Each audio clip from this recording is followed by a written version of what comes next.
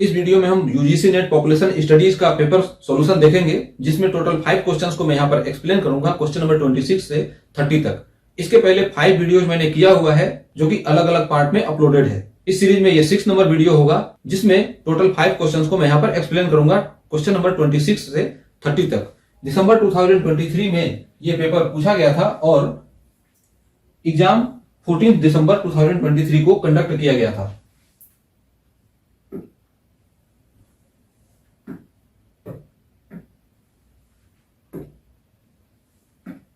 Now, question number 26. Which among the following term is used to explain the highest average daily nutrient intake level as recommended to almost all individual? सभी individual को highest level of nutrient intake कितना जरूरी है, कितना recommended है, जो कि इन 4 में से किसी एक को फुलफिल करता है। Recommended nutrient intake, upper nutrient level, estimated average requirement and adequate intake. ये 4 हैं और ये 4 ही होते हैं।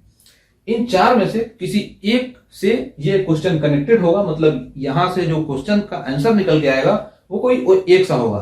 तो यहां पर हम अगर टिक कर देते हैं कि कोई एक सा होगा, करके निकल लेंगे, लेकिन इसके कॉन्सेप्ट को समझना जरूरी होगा, तभी इन चारों का मतलब समझ में आएगा।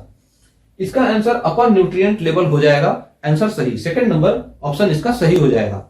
ये जो 4 है, ये 4 का जो हायरार्किकल लेवल है वो कुछ इस तरीके से होता है। एस्टिमेटेड एवरेज रिक्वायरमेंट लेवल, जो कि 3rd नंबर पहले 1 नंबर पर आएगा। रिकमेंडेड डाइटरी अलाउंसेस, जो कि रिकमेंडेड न्यूट्रिएंट इंटेक हो जाएगा, ये 2nd नंबर पर हो जाएगा। एडिक्वेट इंटेक, जो कि ये 3rd नंबर पर हो जाएगा, और टॉलरेबल अपर इंटेक लेवल, जो कि 4th नंबर पर हो जाएगा। तो कुछ इस तरीके का इसका 4 हायरार्किकल लेवल होगा। Recommended nutrient intake, upper nutrient level, estimated average requirement and adequate intake. ये 4 हो गए। इन चारों के मीनिंग यहां पर लिखे हुए हैं। मीनिंग को तो हम यहां पर समझ लेंगे। इसके पहले किसी भी चीज को समझने के लिए थोड़ा सा पिक्टोरियल अगर दिख जाए, एक ग्राफिकल रिप्रेजेंटेशन तरीके से अगर समझ लें, तो ये थोड़ा सा अच्छे तरीके से समझ में आ जाता है। तो इसको समझने के लिए पहले हम इसके पिक्टोरियल फॉर्म को देखेंगे, या यूं कहें ग्राफिकल रिप्रेजेंटेशन को देखेंगे। इसके बाद यहां पर हम इसको देख करके समझ लेंगे कि इसका मीनिंग क्या होगा, कैसे इसको समझना है।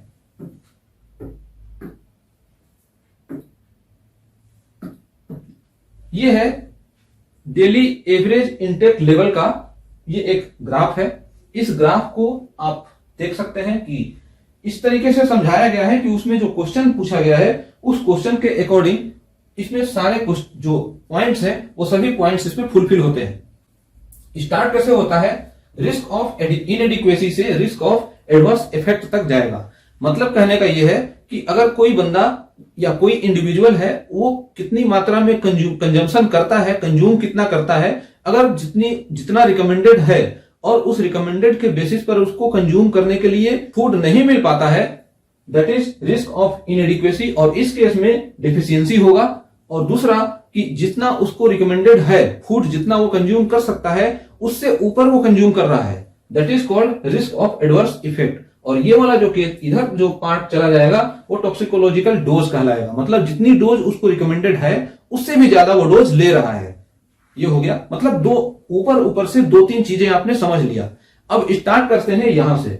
एस्टिमेटेड एवरेज रिक्वायरमेंट, ये EAR होगा, ये वाला लाइन, मतलब इधर से यहां तक टोटल ये वाला एरिया जो होगा एस्टिमेटेड एवरेज रिक्वायरमेंट होगा। मतलब कि अगर किसी को फूड नहीं मिल रहा है, ऐसे समझ सकते हैं कि किसी को फूड नहीं भी मिल रहा है, लेकिन एस्टिमेटेड अगर कुछ पार्ट अगर उसको मिलता रहे, 50% पार्ट भी जितना उसको रिकमेंडेशन है, जितना फूड किसी भी आदमी को, किसी भी इंडिविजुअल को जितनी फूड चाहिए, जितना डोज वो ले सकता है जीवन जीने के लिए, एक हेल्दी लाइफ स्टाइल के लिए, अगर उतना नहीं भी मिलता है, उसका 50% भी अगर डेली बेसिस पर मिलता है, that is called estimated average requirement. मतलब जितना रिक्वायरमेंट है उससे वो 50% भी अगर उसको मिलता है तो वो मतलब वो चल जाएगा, ये होगा। इसके आगे बढ़ते हैं, रिकमेंडेड डाइटरी अलाउंसेज, मतलब एक हेल्दी स्टाइल जीने के लिए ये वाला तो बिल्कुल रिकमेंडेड है कि इतना अगर वो लेता है तो रिकमेंड है कि मतलब उसकी लाइफ सही चल रही है और उसका हेल्थ प्रॉब्लम इशू नहीं होगा। 97 टू 98% ये आरडीए होता है, रिकमेंडेड डाइटरी अलाउंसेस। एक चीज ये हो गया। इसके बाद मतलब ये इसके आगे वो लेता रह रहा है एडिक्वेट इनटेक, मतलब एडिक्वेट इनटेक, जितने इनटेक की जरूरत है वो ले रहा है, और एवरेज रूप से इतना ले रहा है कि मैक्सिमम, कोई ना कोई एक मैक्सिमम लिमिट होगा कि कितना कंज्यूम कर सकता है, उस मैक्सिमम लेवल तक टॉलरेबल अपर इनटेक लेवल, ये यहां तक कंज्यूम कर सकता है, जिससे कि उसका एक हेल्दी लाइफ स्टाइल होगा, कोई भी हेल्थ प्रॉब्लम उसको नहीं होगी खाने की वजह से, फूड कंजम्पशन की वजह से। तो ये कहलाएगा यूएल, टॉलरेबल अपर इनटेक लेवल, इस लेवल तक। और यही वाला जो है क्वेश्चन में आपसे पूछा गया है, average level of highest consumption, इस तरीके से कुछ है क्वेश्चन, ये पूछा गया है इंडिविजुअल को कितना रिकमेंडेड है, तो ये अपर लेवल होगा। और इसके आगे जैसे ही वो कंज्यूम करना स्टार्ट करेगा उसको कुछ ओबेसिटी की प्रॉब्लम होगी, यहां पर ये जो टॉक्सिकोलॉजिकल डोज वो माना जाएगा, और इस वजह से ये रिस्क ऑफ एडवर्स इफेक्ट होगा। ये हो गया। तो इससे आप आपने एक ये चीज समझ लिया होगा कि 4 इसके स्टेजेस होंगे। पहला स्टेज होगा एस्टिमेटेड एवरेज रिक्वायरमेंट, जो कि EAR कहलाएगा। दूसरा जो होगा स्टेज वो कहलाएगा रिकमेंडेड डाइटरी अलाउंसेस, जिसमें कि एक इंडिविजुअल को इतना तो चाहिए ही चाहिए, 97 टू 98% पूरे हेल्दी पॉपुलेशन होने के लिए ये चाहिए, और यही कंजम्पशन वो करता रहेगा, तो ये एडिक्वेट इनटेक कहलाएगा, एडिक्वेट इनटेक। और ये कितना मैक्सिमम तक ले सकता है, ये मैक्सिमम यहां तक ले सकता है। टॉलरेबल अपर इनटेक लेवल वो यहां तक ले सकता है, मतलब इस लेवल तक ले सकता है, ताकि ये जो नॉर्मल है उसका लाइफ यहां तक नॉर्मल चलता रहे। ठीक है। इसके आगे जैसे ही वो बढ़ेगा तो वो टॉक्सिकोलॉजिकल डोज कहलाएगा, या फिर इसी की वजह से कई सारे जो प्रॉब्लम है वो होने स्टार्ट हो जाएंगे फूड कंजम्पशन की वजह से, मैक्सिमम फूड कंजम्पशन की वजह से। तो ये हो जाएगा, और ये कहलाएगा रिस्क ऑफ एडवर्स इफेक्ट। तो ये पिक्टोरियल फॉर्म में आपने एक चीज को समझ लिया। इसको मैं थोड़ा सा इरेज कर दूं। ये फिगर था इस तरीके से।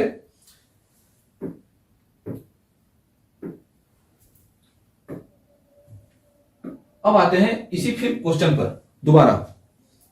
यहां पर क्वेश्चन था which among the following term is used to explain the highest average daily nutrient level. Explain the highest average daily nutrient intake level. Highest intake level वो कितना ले सकता है, अपर लेवल तक, टॉलरेबल अपर लेवल तक ले सकता है, वही हो जाएगा अपर न्यूट्रिएंट लेवल। यहां पर सेकंड नंबर ऑप्शन सही हो गया। और ये 4 इसके अरेंजमेंट है, estimated, recommended, adequate and tolerable. अब इन चारों के जो मीनिंग है, जो मैंने उधर समझाया वहां पर लिखा हुआ है। EAR क्या है? EAR is the amount of a nutrient that meets the requirements of 50% of people within a group of the same life stage and sex। मतलब जो EAR है, एस्टिमेटेड एवरेज रिक्वायरमेंट, जो कि जीवन जीने के लिए, मतलब वो जी सकता है उतने से, वो उसका काम चल जाएगा, ये एवरेज रिक्वायरमेंट है, एस्टिमेटेड एवरेज रिक्वायरमेंट EAR।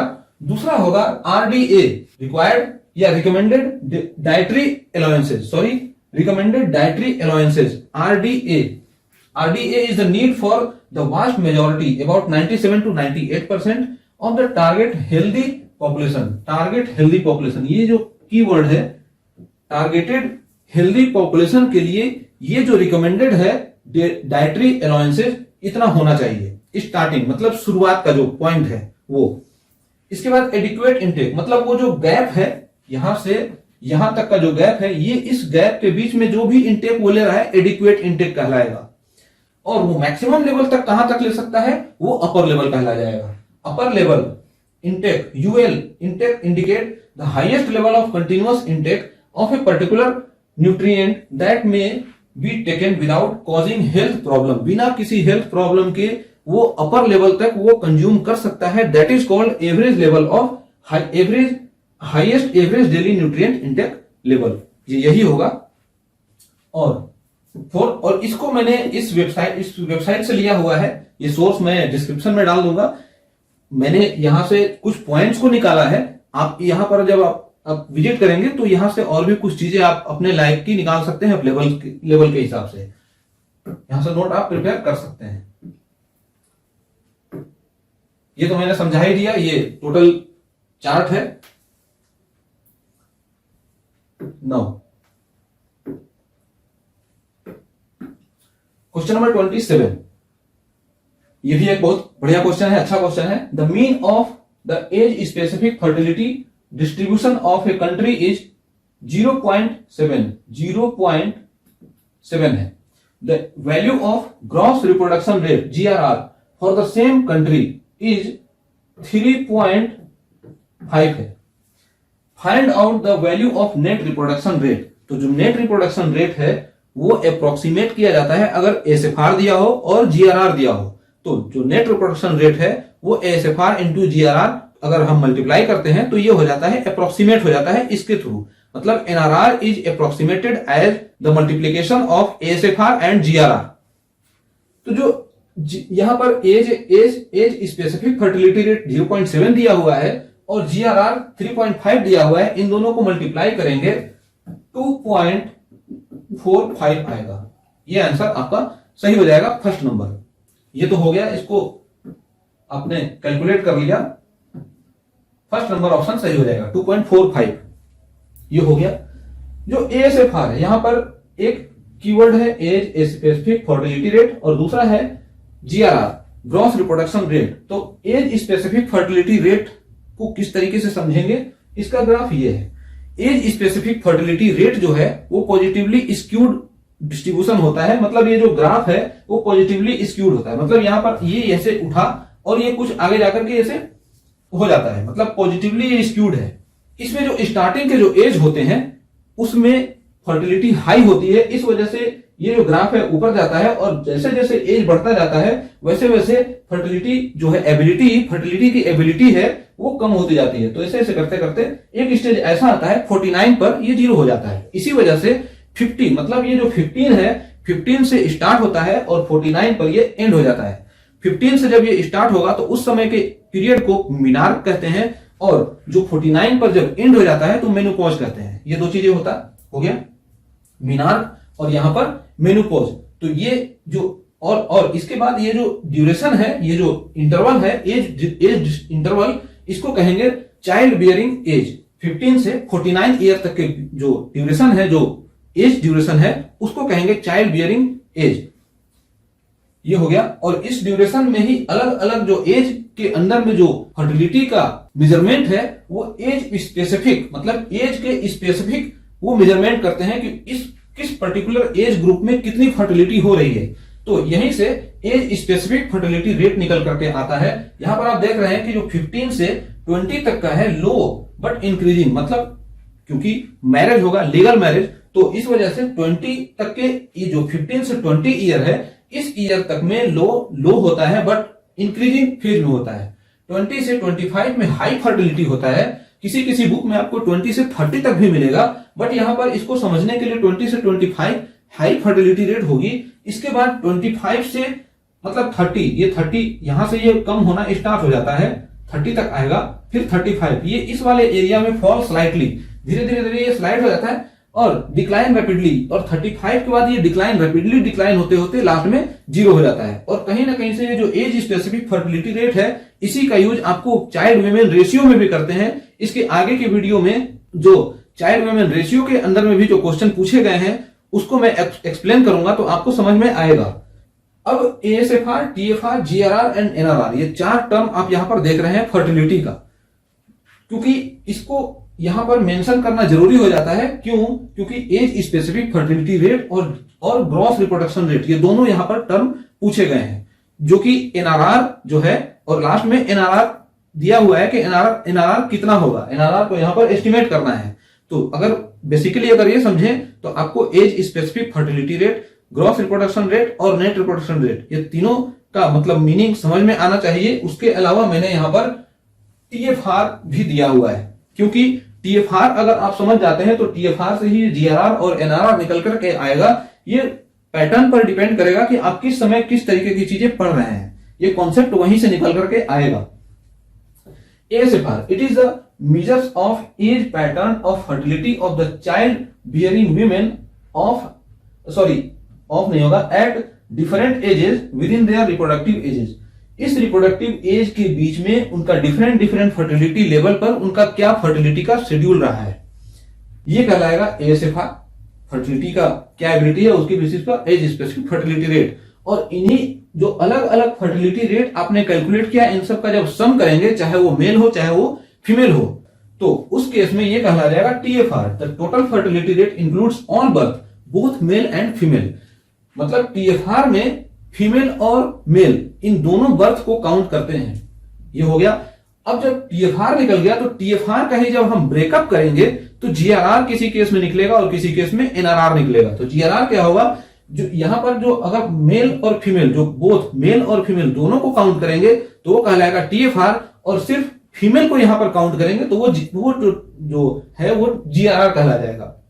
क्यों कहलाएगा, क्योंकि जो TFR है ये ASFR के ऊपर बेस्ड है और GRR भी है वो ASFR के ऊपर बेस्ड है। तो इसको ASFR भी कह सकते हैं और GRR TFR के ऊपर बेस्ड भी कह सकते हैं, क्योंकि TFR जो है ASFR पर बेस्ड है, क्योंकि ऑल जो सम है ASFR का वो TFR के इक्वल होता है और इसमें बोथ मेल एंड फीमेल इन दोनों को काउंट करते हैं, जबकि GRR में ओनली फीमेल बर्थ को लिया जाता है जो कि बेस्ड होता है ASFR पर। तो ASFR चूंकि सम होता है, total sum of ASFR TFR को शो करता है, जिसमें बोथ मेल एंड फीमेल दोनों इंक्लूडेड होंगे। तो सिर्फ अगर ASFR को ही अगर हम काउंट करें यहां पर, जो कि बेस्ड हो सिर्फ फीमेल के ऊपर, तो वो कहला जाएगा GRR। या तो GRR में हम ASFR को ले या तो हम TFR को ले, लेकिन बेस्ड ऑन फीमेल होना चाहिए। तो GRR is simply a sum of ASFR based on female birth. Okay, तो ये फीमेल बर्थ हो जाएगा। और NRR भी वही होगा, बट इसमें मोर्टेलिटी को भी काउंट कर लिया जाएगा। NRR takes into account the mortality of the mothers along with fertility. इस फर्टिलिटी के साथ साथ में मोर्टेलिटी को भी इंक्लूड कर दिया जाएगा, तो ये कहा जाएगा NRR। तो यहां पर 4 चीजें हो गई, ASFR, TFR, GRR and NRR। इसको समझने का यही कॉन्सेप्ट है और इसके अलावा दूसरा कॉन्सेप्ट आप नहीं समझ सकते हैं, कोई कॉन्सेप्ट दूसरा होगा भी नहीं। ये इतना है, आप इसको समझ चुके होंगे, मुझे उम्मीद है कि आप इसको समझ चुके होंगे और इसको आपने नोट कर लिया होगा। ये बिल्कुल मतलब कॉन्सेप्टुअल कीवर्ड निकाल करके इसको यहां पर एक्सप्लेन किया गया है।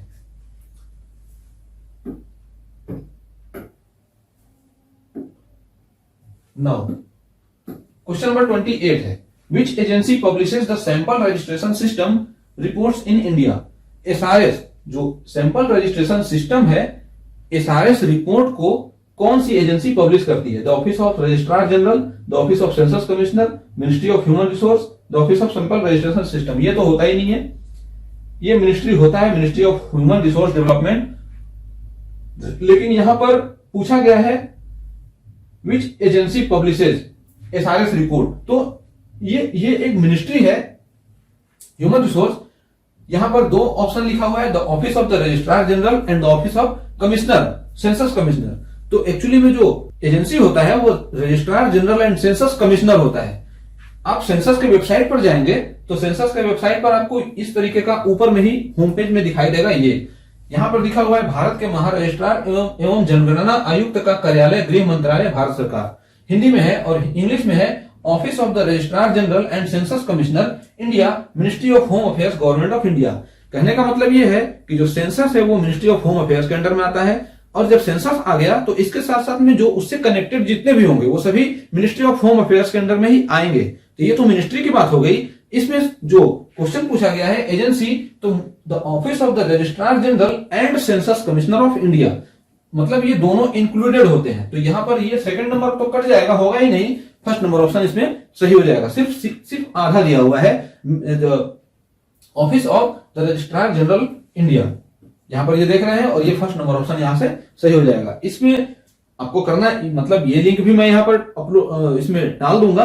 हालांकि आप गूगल पर जब सर्च करेंगे सेंसस के वेबसाइट पर आपको ले जाएगा, यही वाला आपको मिलेगा। आप यहां से इसको देख के समझ सकते हैं, समझ जाएंगे कि registrar general and census commissioner of India ये है, और उसके साथ में ये किसके अंडर में है? मिनिस्ट्री ऑफ होम अफेयर्स के अंडर में है।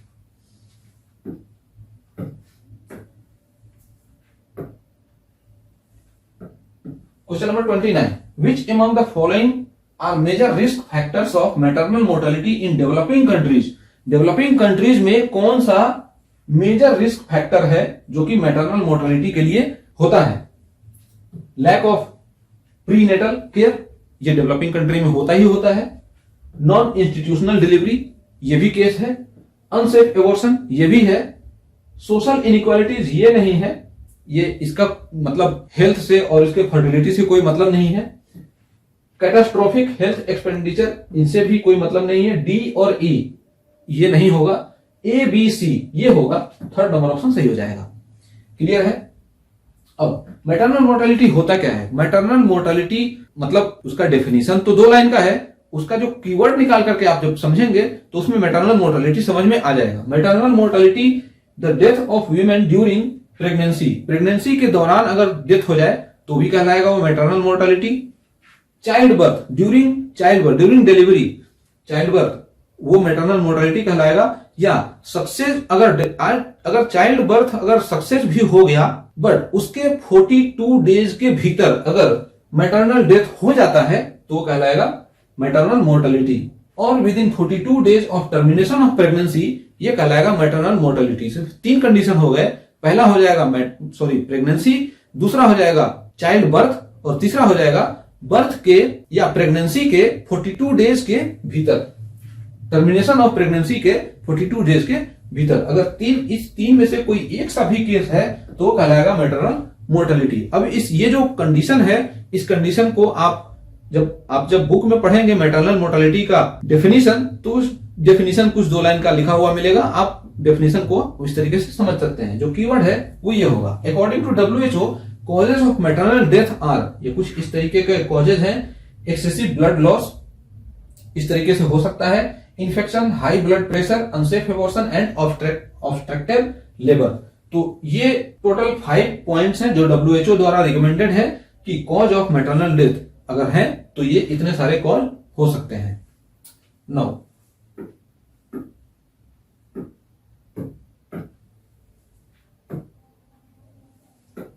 क्वेश्चन नंबर 30, ये मैच करना है लिस्ट 1 से लिस्ट 2 को मैच करना है। ये बुक है और बुक के ऑथर हैं। सामने सामने दिख रहा है थ्योरी ऑफ फर्टिलिटी डिक्लाइनिंग, ये जेसी कार्वेड ने लिखा था। पॉपुलेशन एंड टेक्नोलॉजी ये बोसरफ ने लिखा था। ये 2 हो गए। 2 में कौन कौन सा है? यहां सेकंड में और फोर्थ में मिल रहा है। ये 3 कैंसिल हो जाएगा और फर्स्ट नंबर कैंसिल हो जाएगा।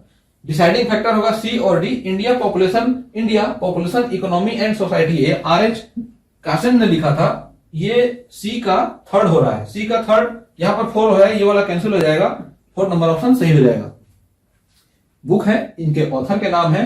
और लास्ट वाला a population history of India Tim Dyson, ये इनके नाम है और ये इनसे ये मैच हो जाते हैं। लास्ट वाला ऑप्शन सही हो जाएगा। A1, B2, C3 and D4। तो टोटल यहां पर आपने 5 क्वेश्चंस को देखा।